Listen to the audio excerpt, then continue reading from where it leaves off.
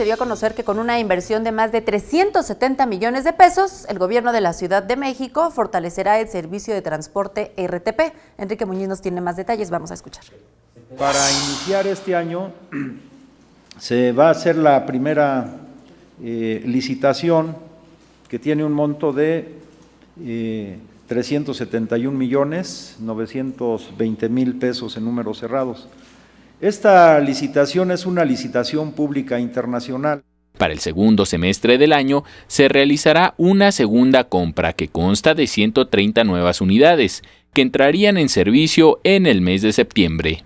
En total van a ser este año 70 más 130, o sea 200 unidades más que estarán circulando hacia finales de 2019 para fortalecer la red de transporte de pasajeros de la Ciudad de México.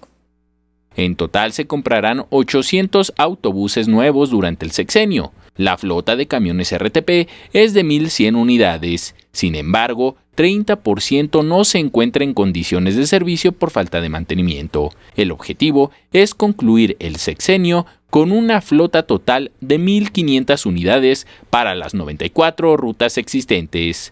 Enrique Muñiz, 21 Noticias.